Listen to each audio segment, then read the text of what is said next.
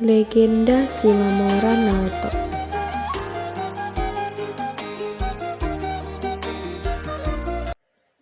Pada zaman dahulu, Shimamura terkenal sebagai pedagang garam.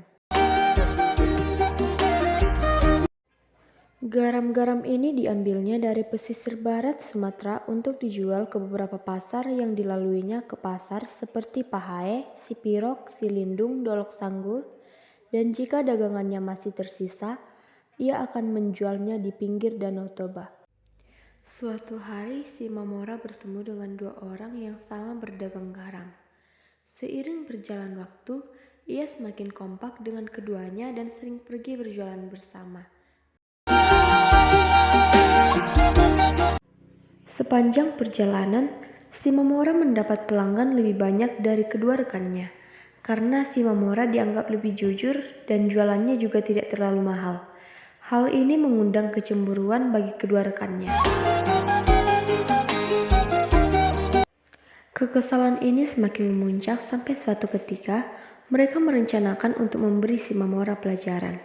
Pada suatu sore, Shimamura bersama kedua rekannya terpaksa menginap di warung kopi di salah satu desa sebelum masuk ke pasar Dolok Sanggul karena hujan sedang turun.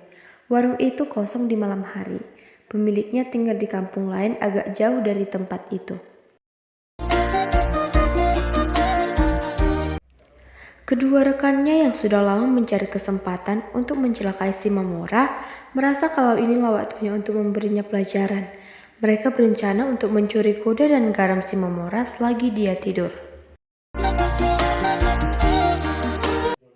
Malamnya, kedua rekannya itu menyarankan agar sebaiknya mereka bergantian jaga. Apa perlu begini? Toh selama ini juga tidak pernah terjadi apa-apa, kata Shimamura. Itu tidak menjamin kalau di sini aman selamanya, jawab mereka. Kalau begitu, bagaimana kalau menyembunyikan garam masing-masing? Usul Shimamura. Dimanapun kau menyembunyikannya, garammu pasti bisa ditemukan di warung sekecil ini, kata mereka berdua. Tidak mungkin bisa ditemukan, jamin Shimamura. Aku tidak yakin. Bagaimana kalau aku bisa menemukan garammu? Tanya seseorang. Garamku ini milik kalian. Kalau tidak, tanya seorang lagi. Garam kalian menjadi milikku. Baik, ketiganya pun sepakat. Sembunyikanlah garammu, kata mereka. Malam itu Shimamura tidur dengan lelapnya, seperti tidak ada yang dipikirkannya. Pagi-pagi benar, mereka sudah bangun, ingin rasanya cepat-cepat menemukan garam tersebut. Silahkan cari, kata Shimamura singkat. Mereka langsung bergegas. Mereka memulai dengan menyisir dapur, sekitar rumah hingga kebun. 2 menit. Mungkinkah keluar kampung? Tanya yang satu. Kalau berlari bisa juga, sahut yang satu sambil menggaruk-garuk kepalanya. Setelah menunggu cukup lama, Shimamura memeriksa, tetapi rekannya belum kembali juga. Hanya ada tukang warung yang baru sampai dan sedang menjerangkan air dari sumur. Walau kaget dengan kondisi dapur yang berantakan, si pemilik warung tidak langsung memeriksanya. Di situ, Shimamura pun pergi membawa kuda dan garam yang punya rekannya. Tukang warung memeriksa dapur dan tidak melihat adanya barang yang hilang. Air telah mendidih dan dia segera melayani langganannya.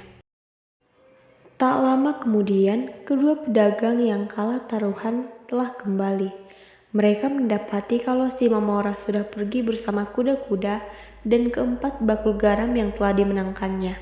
Keduanya yang tidak tahu apa yang terjadi, tidak terlalu memperdulikannya. Kopi 2, pesan mereka. Tak lama berselang seseorang di antara pengunjung angkat bicara. Kok kopinya asin? Jangan-jangan Shimamura menyembunyikan garam di dalam sumur. Keduanya langsung melompat dari tempat duduknya dan memeriksa sumur di belakang warung. Lihat, ini bakul Shimamura. Dia benar-benar bodoh menyembunyikan garam di dalam sumur. Berita tentang garam masuk sumur ini langsung cepat menyebar. Kedua pedagang ini juga menceritakan tentang Shimamura yang bodoh kepada setiap orang yang ditemuinya. Namun, tidak pernah menceritakan bahwa Shimamura yang membodohi mereka.